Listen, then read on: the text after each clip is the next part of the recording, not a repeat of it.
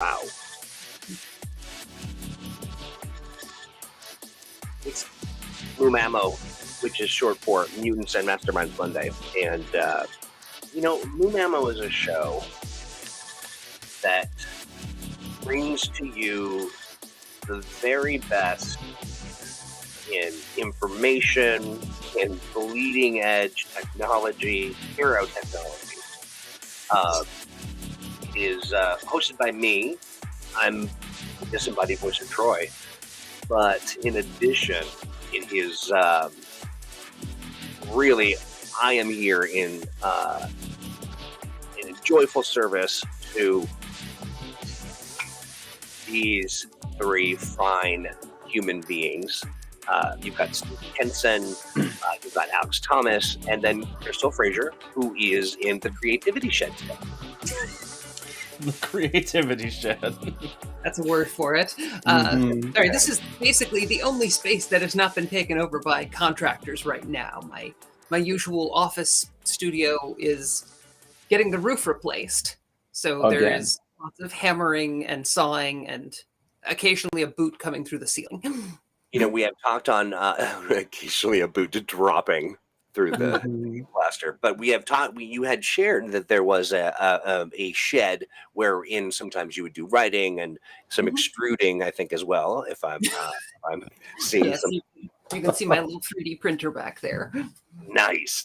Well, it's exciting to kind of add that wing of the Fraser Estates to our collective map. Stately Fraser Manor. Hello, everybody. Normally there are lights in here. I don't know what happened exactly. So, well, you better get a contractor on it. Right. RC, a good Moomamo unto thee. I also want to say hi to Bodhi. You're out there. Out Mamu over our Mamu overlords. I love it. This is what happens when you pay the absolute bare minimum for a headquarters. Right. This is like a 1-point headquarters. Yeah, That's right.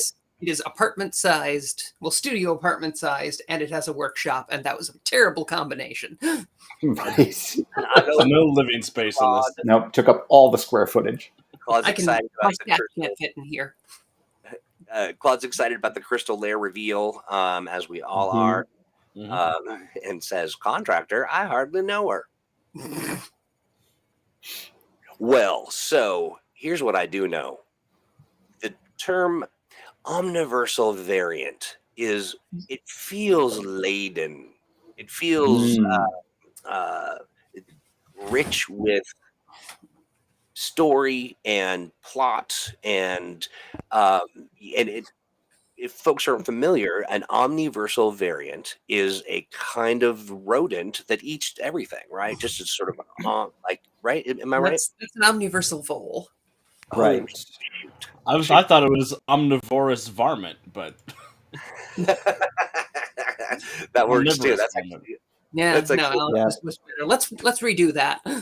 Yeah, exactly. We'll fix it in post. But really, what it is our approach as it relates to the Patreon, which everybody should know about. And if you don't, then you're going to want to head over there to patreon.com/mutantsand masterminds. And it is an opportunity to take a different look, a different, introduce a new energy, a new feature, a new change that is it's like a play test opportunity, right? Am I getting it close? Yeah. Yeah. So what was the genesis of the omniversal variant notion? Well, I mean, originally, things like variants came about because I over-designed things. And when I was working on the second edition of Mutants and Masterminds, I would write a sidebar. I'd write something, and then I'd write a sidebar that would be, or you could do this. Basically, the editor was like, you should cut all of these. And, give the players the rules, not like, well, this rule could be one of 3 things. And so I did. And we had enough material when I was finished doing that to make an entire book out of it. That was the Masterminds manual. which was a big collection of variant and optional rules and add-on rules and whatnot for Mutants and Masterminds. Everybody's buddy Owen Casey Stevens says, "Why variants? I made too much awesome, and it wouldn't all fit into one verse." Yeah. So on the Patreon, because we have such devoted Mutants and Masterminds players and fans, it was a great opportunity for us to take some of the ideas that come out of Mutants and Masterminds Monday, come out of our internal discussions and the like, to say, hey, why isn't there this thing in Mutants and Masterminds? Why are we doing it this way? Maybe we could do something differently. And it's a great opportunity to throw out those options and, just write them up and say, hey, try this out in your game and, see if it's something you like. It's fantastic, and it really does underscore what the three of you always say, and that is, will that work for you? People come in and they're like, oh, well, should it be this and should it be that, or should we do this or should we do that? And it's like, well, do you want to do those things? And right. So it's really a lot. It's really a lot of fun, and I'll tell you, it just takes that approach just takes contention out of the dialogue. The exchange between consumer and developer becomes much more friendly when it's just like, what would you like? My problem is I just really like building overly complicated subsystems. Like I did.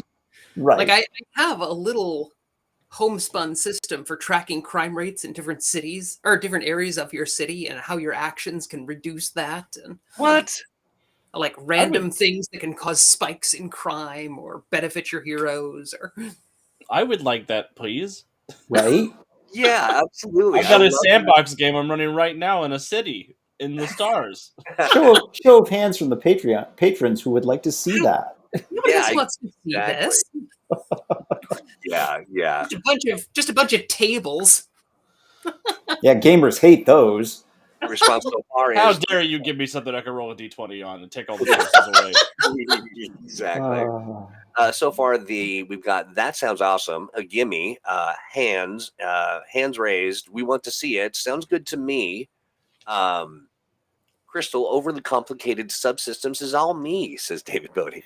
Well, I know David Bodie would like it, but Game Master decision fatigue is a real threat to DMs across the universe. And so is exactly. I like an engine like that gives the players a little bit of agency. Like you can feed them rumors about what's going on in different parts of the city, and they can decide, like, oh, hey, sounds like this crime family is, up to something. Let's investigate and start taking them down. So you're not just always reacting. Squire, I would love to hear clarification. Squire says, oh, man, I'm glad my wife isn't here to hear this right now. She used to do that for a living, and I'm not sure which. Create overly complicated systems. Subsystems, or improve the amount of track crime in a city. Right, yeah.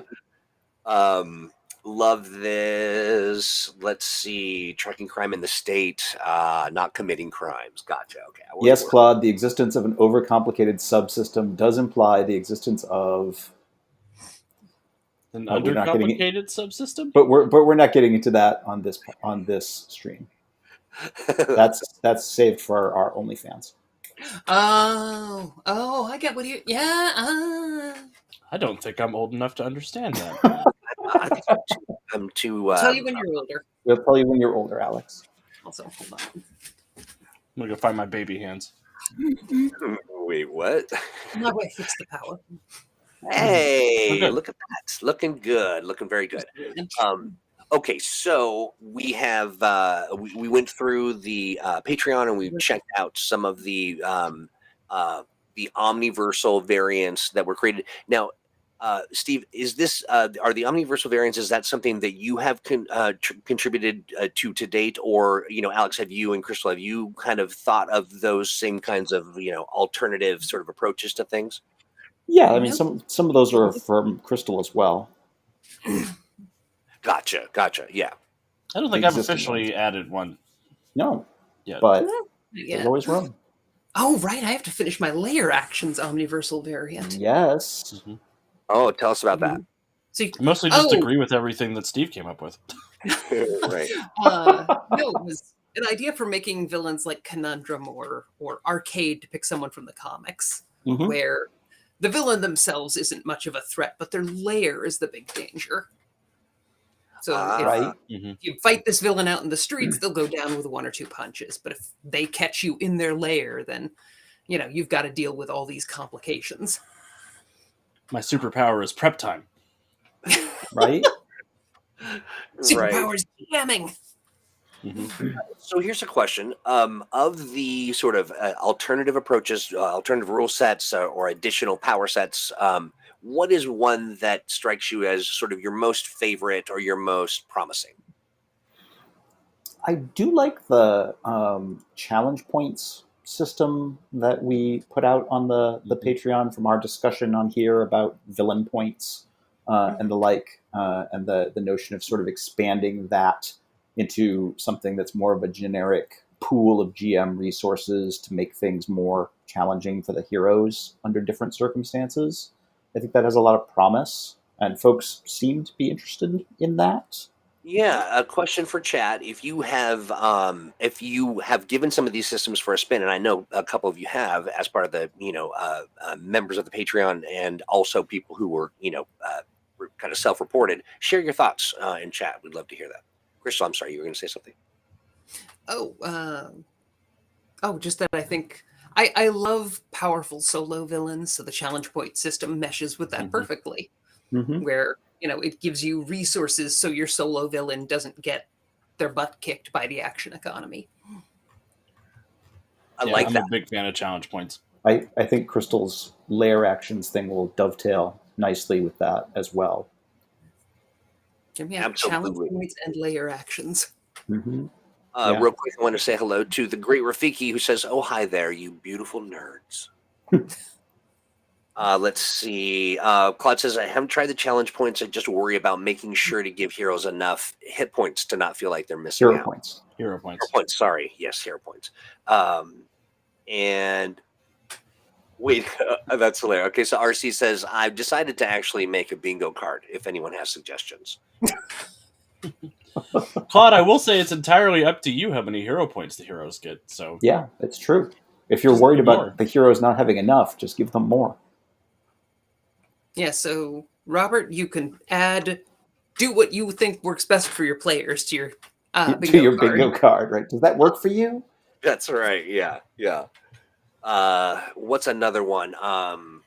Alex brings up Untold Stories project. That's right. Yeah. Alex is torturing his players in some way. Right. Steve refuses to age. Yeah. Troy brings up Gravy Squatch. Steve refuses to age feels like the free space. Bowman. Sure. He shows on square. John says, "Crystal helped me develop the earliest form of challenge points. Thought the name came, though the name came later, for Medea in Assault on the Nereid Nexus." Indeed. Nice. Very, very nice. Let's see. We fleshed it out more for Una in 3 Made 1. Yeah. I love this. Okay, Owen says, "Run random music from a list in the background. Give every hero and the hero group theme songs. When someone's theme song comes up, they get a hero point. When the group does, everyone gets one." I like that. Sort of like a cakewalk of hero points. Don't tell your players which one is their theme song, though, so that they're just like, "Why did you give me a hero point?" But you have to spend it before the song is over. Oh, wow. Right. I like it. Your theme music just means you're doing something awesome. What do you think that if you were picking your own theme song, hero related, what would yours be? A question for each one of you. You're allowed to swear. Yeah, sure. Right. Well, when we were doing years ago, when we were doing any awards, they would ask you for what music you wanted played if you won for your walk up to the stage. And I went with a segment of John Williams' Superman theme song because it's basically one of the greatest superhero compositions of all time. Excellent. Yeah. Good choice. Can I go with the theme music for the Superman animated adventures from the 90s? Good I choice. would expect as much. You guys have taken Another- both of my options. Although I have been listening to a rapper named Yazik who does a bunch of game themed raps, and he has a new That's song cool. out called Big Bad, where it's all about being the big bad evil guy of the campaign, and it's a bop. It's great. Nice. Okay, I like it. I like it. Have you listened to the Big Bad Bosses about any of the Big Bad Bosses? No, They're another gamer novelty group that the it's Big Bad four Bosses. guys playing Bowser and Ganondorf and Dr. Robotnik and Sephiroth. They're on There's some- Spotify. I'm adding them to my list. You know what? That is actually a really super great idea. I'm going to create a Spotify Room Ammo list that our community can contribute to as well. So We that gotta would add be the fun. Megas on there then. Mm-hmm. Yeah, absolutely. Absolutely. Let's see. There's some great suggestions here. Owens Yeah. is holding out for a hero. That is a great song. Mm-hmm. Like that. Gary from Fresh Out the Box says, Lap Dance by Nerd is my hero theme song. All right. I love it. Right. Batman Beyond theme. That's a good That's a good one. The Young Justice intro for Ray. Yeah. I like that. Yeah. Batman animated series. Avengers Earth's Mightiest Heroes is a jam. That was Operation Mindcrime is the current framework for my Starhaven campaign. Good choice. yeah. Songs from Fate series. I'm not familiar with the series, but that's Queen's Highlander soundtrack is actually pretty good. Hardwired Island put out a really good soundtrack for their game that also works really well for technology-focused superheroes. Fun. Mhm. Very fun. I'm looking at this. Aranon says salt and pepper. And I gotta say, anything from salt and pepper, I'm in. If we're talking about the same thing. And then Claude says, I used to have My Chemical Romance because of who I am as a person. I'm trying not to judge. You're an but- eighth grader? No judgment. I love it. I love it. I'm trying to think of what my Claude, did you used to wear trip pants, Claude? Claude. Tell us, Claude. Claude. Is that what they were called? That's what my brother called them. I don't know. That may have been what my mom called them because my brother tripped in them all the time. Oh, when you you made Claude cry. Oh. No judgment, which one? Claude. Who gets the point? Who gets the points? Yeah. Right. I see. Oranon, you were referencing a different. You were salt and pepper. I was talking salt and pepper. The reason I bring up the theme song thing, it reminds me. We're ramping up on our partnership with Sirenscape. Really, we met during Gen Con, and we are going to have. We're just going to have their compositions and the people that they bring in to do character work for them. I mean, top shelf performances. Like I remember a certain merchant, sort of a cranky old lady, I think is the voice, but no one. Yeah, a really, really good stuff. So I'm super, super excited. I'm also really excited to learn that Claude has an emo past. It's okay, Claude. I have a goth past, which is Right. just, the great grandfather of emo. It really is. I love that. Ages quickly. I have a kid in a suit with a briefcase past, but we don't talk about that. Oh, That is way more embarrassing than an emo phase. yeah. Were you a tax man? I was a businessman. I was a business. Right. I'm doing business. Serious. Really, really good stuff. So we'll put together a Spotify list that you can share and add your choices, and we can one day maybe listen to them and not get sued. Let's see. Yes.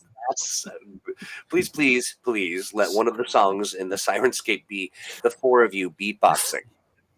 Wire, I can guarantee that is not going to happen. I'll do it. I'll beatbox. I got you. All right. I won't I'm do it in so public, but I'll do it on Bloody Sirenscape. What was that, Crystal? I'm so white, my blood is translucent. Yeah, Yeah. I just don't have enough saliva for all that beatboxing. Yeah. Okay, so right now we're hanging on to, I think we've got, is it four Omniversal variants for the Patreon, and we've released Mm, 5? We have released 5 so far. We have 4 more pretty much all ready to go and just Yeah. awaiting scheduling. Oh, that'll So, cover us basically through the next year because we only yeah, do one. We pretty only do one much. Maybe I sentence. don't have to hurry with that lore actions one. Right. So let's talk about what we've released. Steve, I know you kind of have that list together, but I have it too if you want me to read it, Mhm. or I can, and Sure. then we can talk about what's to come. So far, for folks who have seen on the Patreon or may not be familiar, we did warping effects and power surges, which were basically 2 updates of optional systems from Mastermind's manual. Warping effects is basically about any kind of weird power effects that have some kind of side effect on the heroes that cause their physical or mental health to deteriorate, that cause weird mutations, that build up some strange side effect as far as that goes, and it's good for either specific characters who have those kinds of side effects or settings where powers have those kinds of side effects. And power surges is a system all about how characters' powers build up this uncontrollable surge of power where characters are holding on to control of their power, where their powers cause a side effect that builds up to some cataclysmic effect. Those kinds of things, really good for the dangerous characters who are just barely holding on to their power. For a lot of certain teen type power games where characters aren't really in control of their powers, or settings where superpowers are dangerous in some way. We've done Crystal's tether modifier, Oh yeah. for or tether effect. I know for addressing that. What do you do about that effect where you can just grab things at a distance and Grappling hook. right, exactly. Your grappling hooks, your lassos, magical and whatnot. Your Um, spiders. yeah. Um, You're get we've over here. we've done Your get over here. right. We've done a set on custom afflictions, and how to sort of jazz up the affliction effect a bit more, and the challenge points. Yep. I Also, love it it. sort of predates the Omniversal variants, but we also put together the random complication table, Yes, that's which also true. is kind of the precursor to the Omniversal variants. We should go back and Indeed. add that tag to the article. Mm-hmm. Yeah, we Yeah. can do that for sure, for sure. We need to do the whole settings process and all of the stuff that we've got cooking over on the Patreon can do with an overhaul, and it's on my mind a great deal. But a question from Claude: is the rapid fire villain option going to go into the Patreon, or stay in the GR blog, or how are we committing to that? I don't remember the rapid fire I'm villain not option. sure I Came remember up that as a option. part of our discussion today. Claude's trying to be tricky, but I believe so. I believe that. I just also, Claude, we may, how we are. We get creative. We Mm-hmm. think of fun stuff that we'd like to do, and then we put it on that list of the 80,000 other fun things that we'd like to do. Mm-hmm. So let's see. Claude, link us to the blog article, and we can answer in more informed manner. Absolutely, yeah, yeah. And because I'm doing a search and I'm not necessarily finding it right away, Claude. So yeah, that'd be great if you can share the link. And Mm-hmm. then Mr. Bodie says, "What about power descriptors? Is that going in there somewhere?" Well, we talk a lot Um, about power descriptors in power profiles and how they affect things and ways you can use them. But if there's an area you want more detail about, let us know. Not just Sean of the infamous Sean's says another common power that I feel doesn't quite get covered by the system is there's a person who can manipulate X. Move object kind of works for lifting and carrying. Transform maybe for reshaping or something. So like somebody who can control the earth or control water. Or like a molecular shift and change. And yeah, we've always handled that mostly by what effects it has rather than the building one power that covers everything. Yeah, because move object for water is very different than move object that only affects fire, which doesn't do anything. It doesn't weigh anything. Yeah, that's tricky in some cases. I see. Sean says there are all sorts of weird corner cases like pyro being able to grow and shrink flames. It just seems like the system doesn't quite cover all of that with lead powers. It does, but you have to look at the effects rather than the descriptors. Right. Power profiles, fire, for example, goes into this where you can, growing fires is a boost power and diminishing fires is a weaken or nullify power. Fires place to place is a move object or a shapeable damage, depending on what exactly you want it to do. It does, yeah. Right. And so, Sean, here's a little advice. So, if you are like having a move power remove everyone's teeth, you're going to want to throw a couple more points in your dental basket. Troy's not allowed to make characters anymore. That's an upsetting power. I just collect teeth. I'm the tooth fairy. Right.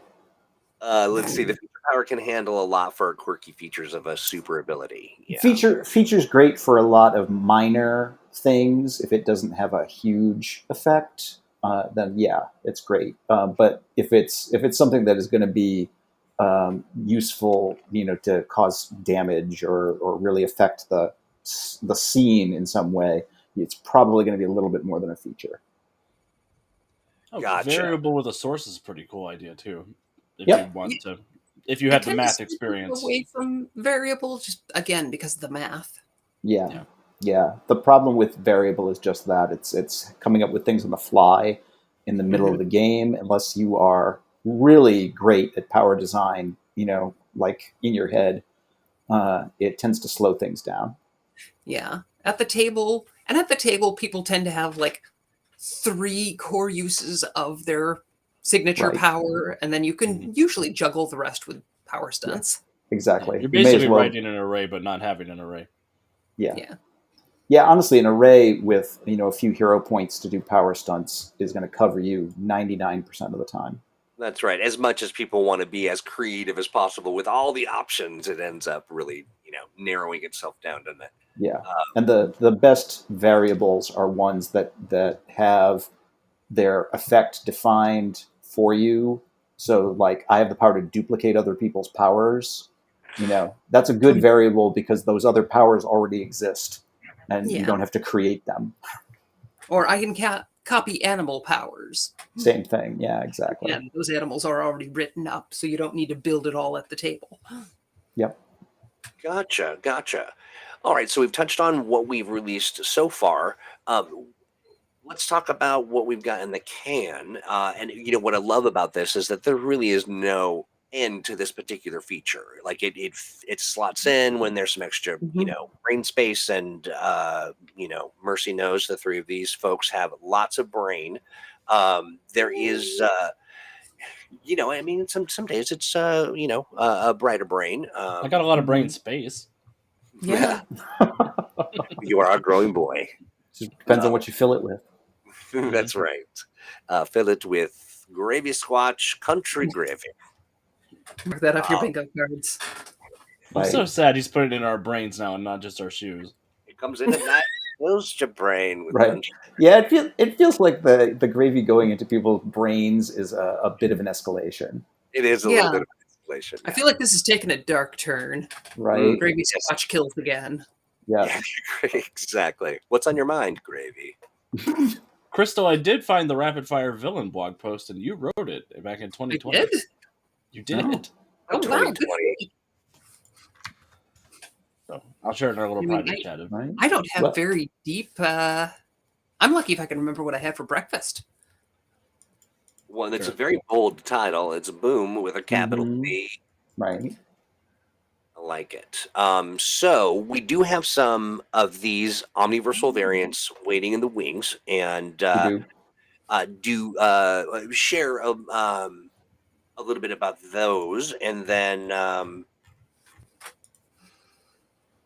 let's learn All together. right. Well, the ones I've got are a third edition version write up of the second edition obscure effect, which is basically a power effect that blocks senses in various ways. Third edition M&M has been handling that as a concealment attack, and it's a little clunky, to be honest.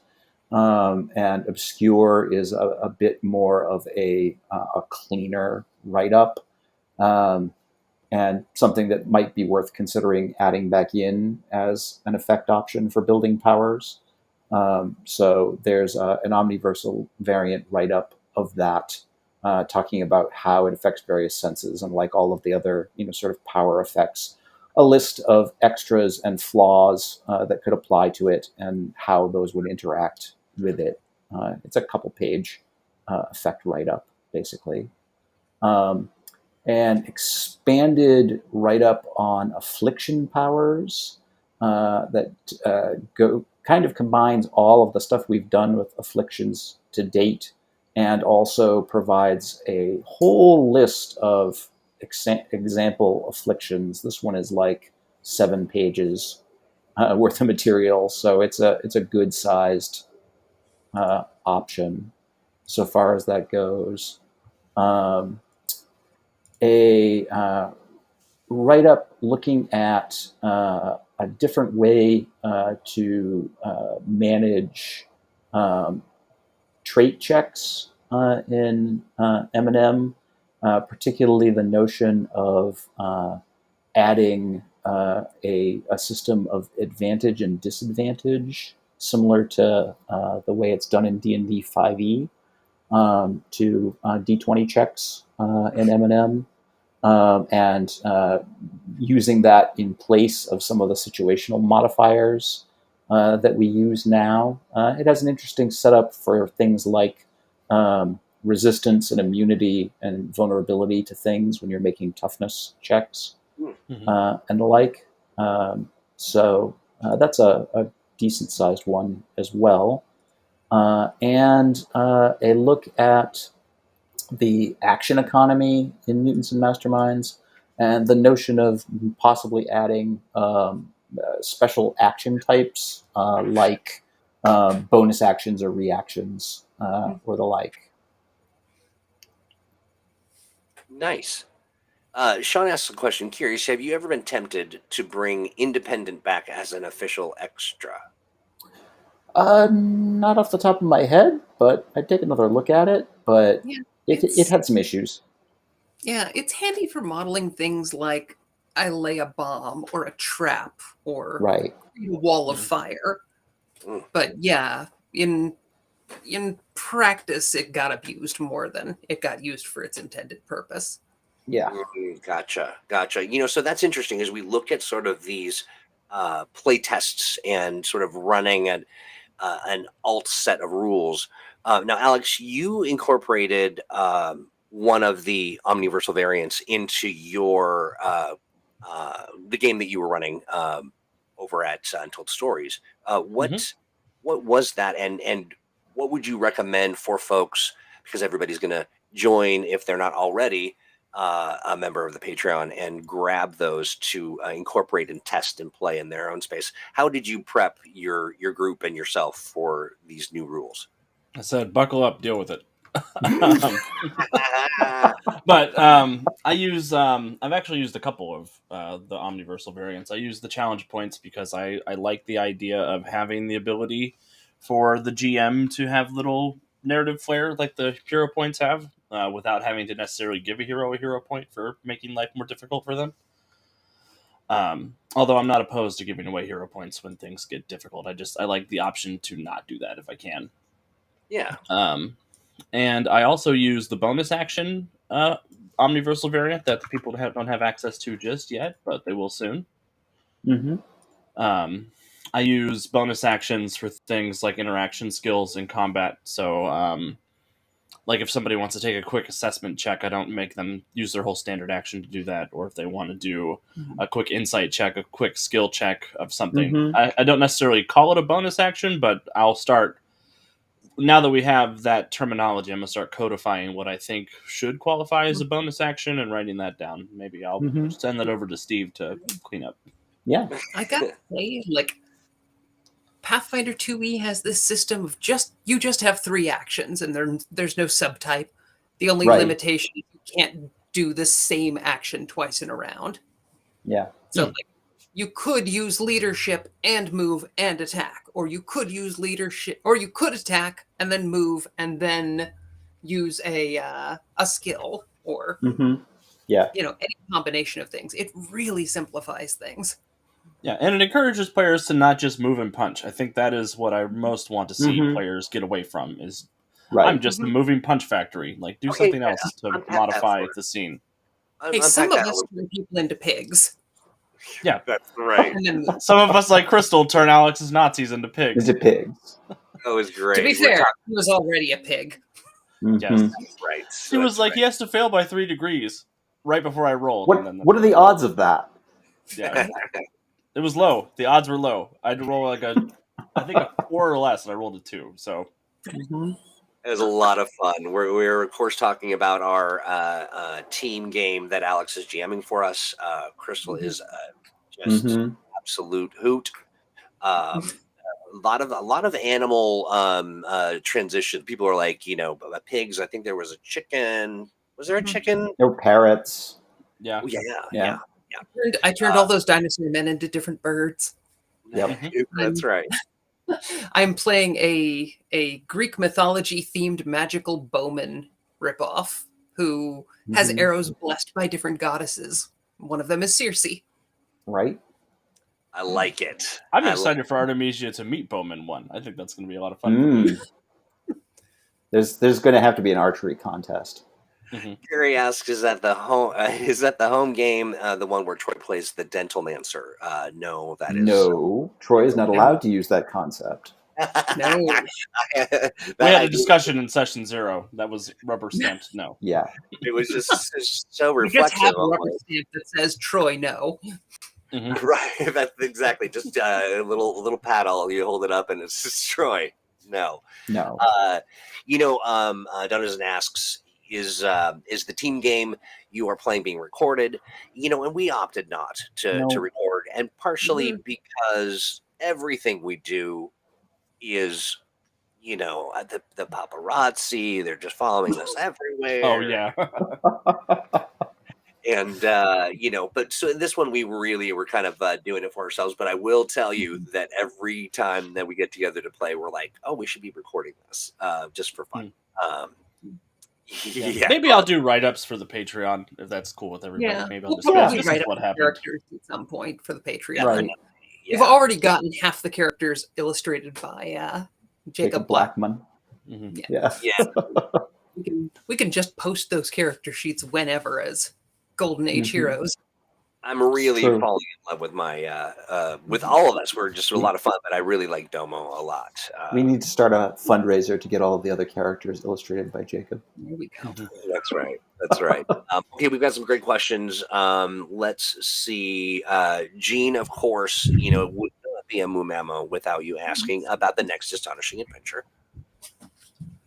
Well, I have 2 astonishing adventures that I am almost ready to send to Carol for editing, and then they'll be back for layout, and they should be good to go out soon. TMCR. Yeah. I've also seen all of the outlines and the first drafts for 2 of the Time Travel Trilogy adventures, so they'll be ready soon to go out as not as a all at once package, but like a boom boom boom package series. I like that. I like that a lot. Any hint? Do you want to share any sort of a flavor for our astonishing adventures? Well, the next one that's coming out, the next one that needs to go out for editing is concerns a night of the living robots, so to speak. There is a bunch of animatronics running amok in Freedom City, and it's up to the Hero High kids to do something about that. Oh, I'm There just catching is up. there is a scene with laser tag versus a bunch of Crime League robots. I'm really excited about. So I was gonna say I I'm just catching up on Big Hero 6, and the season 3 Mm. overarching theme is robotic mascots gone mad. Yeah. excellent. I like that. Hanover Fist says, please include maps in future adventures. Oh my God, maps, please. Yeah, everybody loves a map. Yeah. Let's see real quick. I think, Claude, that might have been you. Is there a circumstance penalty for using some effects as a different action than you'd otherwise use it for the bonus action assessment, for example? I don't usually incur one Hmm. unless it seems like something that shouldn't be done quickly. Yeah, the article on action types talks a bit about the action modifier in terms of an extra or a limit on a power, and how you would play around with that a bit. But generally speaking, most things are the action that they are. You know. Gotcha. Hey, Alex, RC says check your DMs. Oh, sliding into your DMs. Sliding into your DMs. Skeptical about this. You little, yeah, yeah. Just I'm a little dubious myself on this whole thing. I do. Let's see. Oh, I see. Yeah. Sean mentions the notion of the rule sometimes about taking a penalty to skill checks if you're doing something as a move action instead of a standard action, um, and that's sometimes the case. RC has made Alex cackle like a Christmas witch. What? Pass. Come back to me. All right, we'll come back. We'll come back. Claude, a very good question. Is there any info on the Patreon NPC name drop thingy for the Prime tier? Yeah, that's one Yes, of the we're things you working get. on Astonishing Adventures assembled right now, the print collection of Astonishing Adventures, which will come from with a bunch of new material. We are reaching out to backers, hopefully this week, possibly next week, about if they would like to be included, as we're including a big section of like ongoing background NPCs.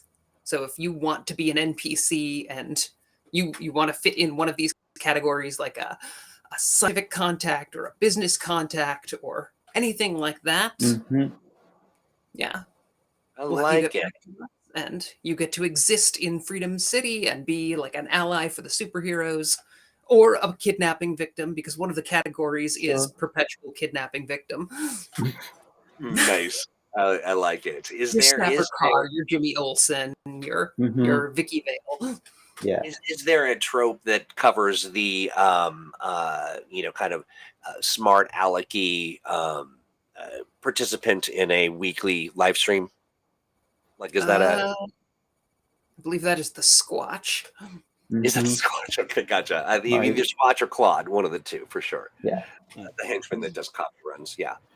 And I will say I am excited about the game mechanic options for these NPCs. I think people are going to really enjoy them. Yeah. Yeah. Super fun. And for folks who are going, well, I want that. Well, you get that by joining the Patreon and giving it our highest level, and you get to be realized in as canon in the world, and live forever as a henchman or We Gravy will Squad. kidnap you. That's right. That's right. Okay, so we have got, holy smokes, we've just blown through a whole hour. I can't believe it. Mm-hmm. I want to say big thanks to the three of you. We had such a great developer chat the other night. That was a lot of fun. And then Steve, you ran breathtaking Mm-hmm. the only word I can really think to describe it. It was an adventure. It was an original. It was a Steve Kinson original set in Indianapolis around Right? Of all places. all places. So fun. It Take people was. to the most exotic locales. That's exactly right. When you want to escape into your hobby, you go to Indianapolis. But it was so fun. That, of course, is up on our up on YouTube. Now, remember, friends, when you're hanging out with us, don't because we get so engaged and we're just so delightful and fun and funny, smart and good looking. You may get dazzled and you may forget that you need to like the videos. And then you need to make sure you're subscribed, and then you need to tickle that little bell so that anytime that we pop on for a surprise actual play or some kind of an event, or who knows, there's so many reasons to stream, you'll get a notification. And so that's over on the YouTubes. But wherever you're at, just take a look at the world around you, look for where the hearts are, the thumbs are, and give them to us every last one. Troy needs your engagement. I do. Otherwise, I'm just a kind of a loud mist. The only thing is cloud feeds on. Right. That's exactly right.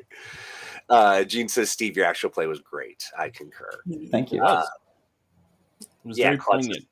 It was. It was very poignant, and it was very well. Yeah, just it was. It had a lot of texture. Claude says, "Can't wait to watch the icons' characters in action." The patrons were phenomenal. One person who had never actually played Mutants and Masterminds. Indeed, and who has been on our Patreon for like 2 years. 2 years, in spite of that. That's right, and did a fine job. Yeah, playing. We should try and get the character sheets from that adventure up on the Patreon as well. Already done. Awesome.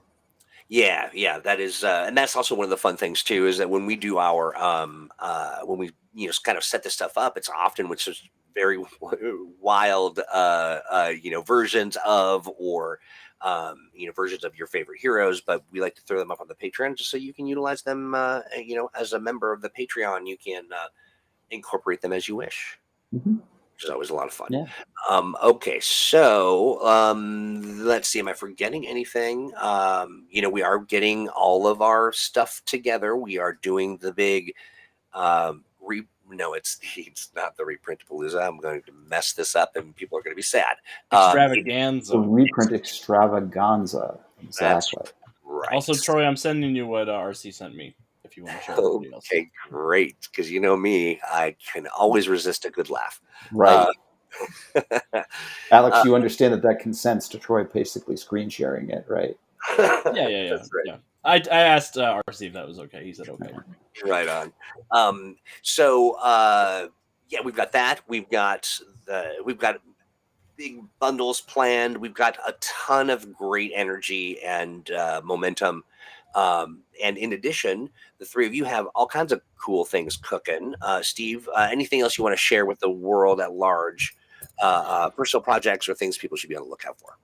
Well, obviously, we've got more Omniversal variants coming soon. Be on the lookout for that stuff on the Patreon. Folks who want to check out the flip side of the Icons crossover can visit patreon.com/Steve Kenson and see the original Freedom League started up as Icons characters with new art by Icons artist Dan Hauser. It's a lot of fun. Good stuff. How about you, Alex? What do you got cooking?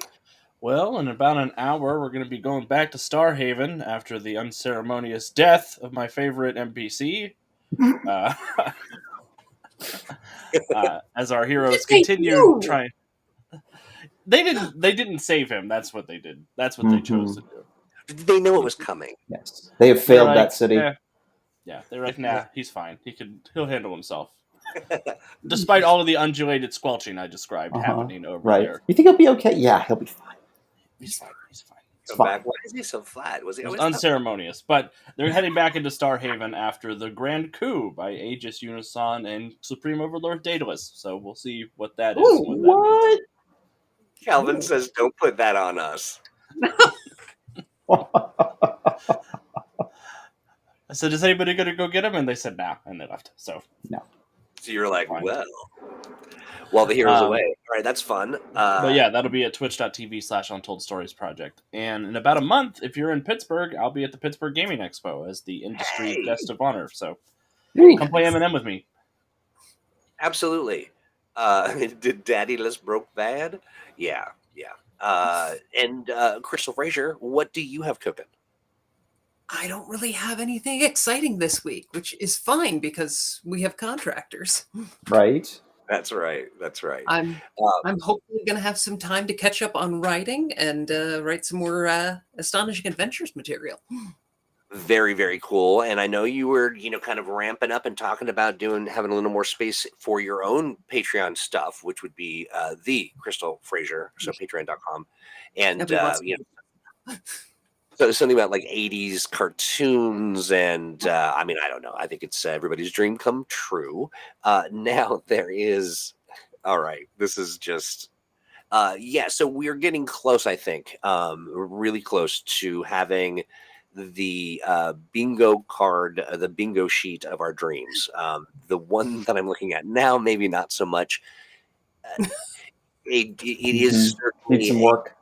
He did say that he is going to be hopefully finished with it by next week. I assume it says Crystal brings up Ninja Turtles. Mm-hmm. Let me. Sorry, I'm trying to keep my stuff together. I'm feeling a little stuffy today. I think it's just my COVID kicking up, but also, all right, you ready for it? I doubt we are. I doubt you are. I certainly am, and here we go. Troy Cult. Ninja Turtle, Troy Cult. Untold Stories. New ideas. Bad boy of TTRPGs. That's a newer one. Yeah. I do appreciate the thought. I do think that maybe we're leaning a little too hard into new ideas for patrons. We hate that stuff. Gravy Squatch needs to go on there, apparently. I was just going to say. Hear me out. I think Troy Cult is Gravy Squatch. Oh, I like it. I can accept that as canon, sure. The Cult of Troy. We will put gravy in your brain. We'll fill your shoes, your nighttime shoes, and your dreaming brain.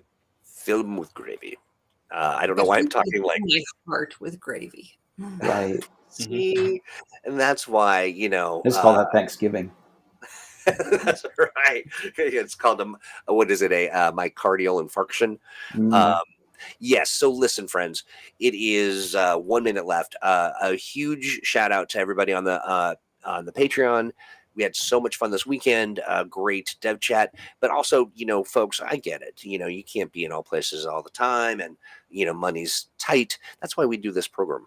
We do this program for free because all we expect is love, and you give it to us in abundance, and it's very much appreciated. With that, any final words for our friends? Be excellent to each other. Right. Yeah, do that, and snap. Yeah, I keep thinking you're going to say something, but you're just saying you got to go. So we're going to say goodbye, everyone. Have a great rest of your week, and we will see you Thursday for Thursdage. That'll be a good one. Bye, y'all.